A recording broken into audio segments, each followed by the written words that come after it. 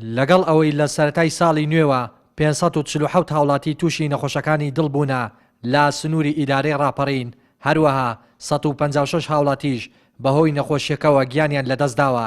هیچ نەخۆشخانەیەک یاخود سنتەرێکی تایبەت با نەخۆشی دڵبوونیان نییە.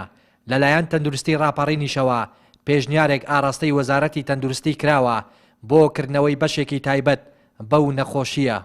دیارە ئێمە وەکو بەڕێوەبەراتێکی تەندروستی ڕاپەڕین بە پێوپلانەی لە بەردەستماندایەوە هەروەها زیادبوونی حاڵەتەکانی نەخۆشیەکانی دڵ لە سنوورەکە لە پرۆژە پێشنیارکراوەکانی خۆماندا کە ئاراستەی وەزارەتی ئەنجومەنی وەزیرانمان کرد و یەکێک لە پرۆژەکان کردنەوەی سەنتەرێکی نەخۆشیەکانی دڵە لە سنووری ئیدارەی ڕاپەڕین. نەبوونی سنتەری نەخۆشەکانی دڵ لە دەڤەری ڕاپەڕین بەڕاستی کێشەیە. هەموو ئەو نەخۆشانی کە باری تەندروستیان ناجێگیرە بەداخەوە دەبێ حالەی سلێمانی و هەولێر بکرێن و لە هەمان کاتە زۆردا بۆ تەمای مەترسی بۆ نەخۆشەکە کە نەخۆشەکە ژیان لێدەستداوە لە کاتی گواستنەوە و گاندنی بەهتاکو شارێکی ترماوەی 2 سەعاتیش پێدەسێ. پسپۆران و شارەزایان دەڵێن دەتوانرێت ڕێژەی لە 180 ئەو نەخۆشیە کەم بکرێتەوە. ئەوەش با ڕێگریکردن و سنووردارکردنی هۆکارەکانی توشبوون بەو نەخۆشیە. یەکێک لە هۆکارە سەرەکیەکانیش بەکارهێنانی جگەرە و نێرگەلەیە کە لە ئێستادا بووەتە دیاردەیەکی دیار لە ناو گەنجاندا.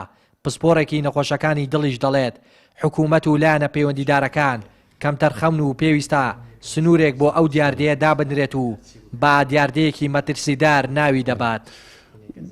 دوو کەڵی جگەرە و نێرگەلە جگەلەوە یەکێک لە هۆکارە سەرەکیەکانی نەخۆشی دڵ و جەڵتەی مێشک و لە ڕاستە زۆر نەخۆشی ترێژ نەخۆشی سیەکان تێکچوونی سیەکان ناسواری دەشخان تێکچوونی مەعیدە و دوانزەگرێ و زۆر زۆری شێرپەنجەی ترێ غەیری سیەکان. دەسەڵات و بەڕاستی حکوومەت و ئیدارەش کەمتەر خەمە و پێویستە ئەنگاوینە ناوە هەرچەندە یاسا هەیە بۆ مەسەلەی جگەرە، بەڵام وەکو یاساکانی تر هەر ناوە و جێبەجێ ناکرێ.